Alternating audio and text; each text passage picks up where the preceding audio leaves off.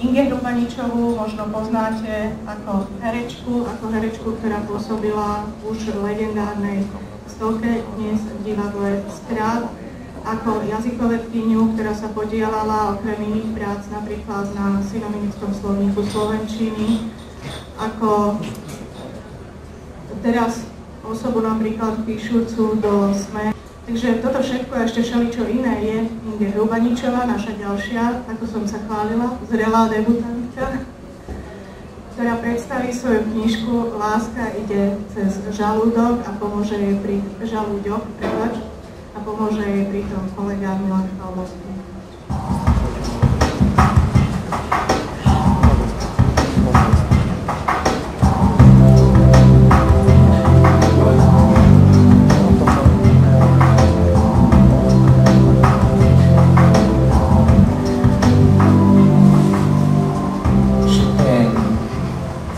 Sergeovi Gainsbourgovi Jean Birkinu.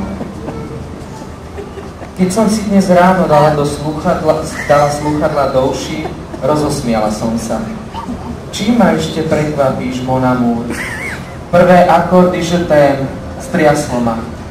Krčovité detstvo, všetko skrývané, do detailu premyslená stratégia maskovania, ako v divadle. Okná do Korán, mansarda, mesiac júl či august, na bezpečnom vidieku, ruská klasika. A Daedalus a Ikarus boli anieli? Asi. Nalistuj, šuk, šuk, šuk, sliním si prsty. Prečo má Daedalus čierne a Ikarus biele krídla? Neviem, to Majer tak namaloval. Ale prečo? Možno preto, lebo si myslel, že Daedalus bol smutný. Čierna je niekedy farba smútku. A Ikarovi dal biele? On sa radoval? No, áno, radoval sa, bol mladý, lietal si vysoko a otec ho istil. Áno, radoval sa. A prečo padol, keď ho istil? No, istil ho až priveľmi.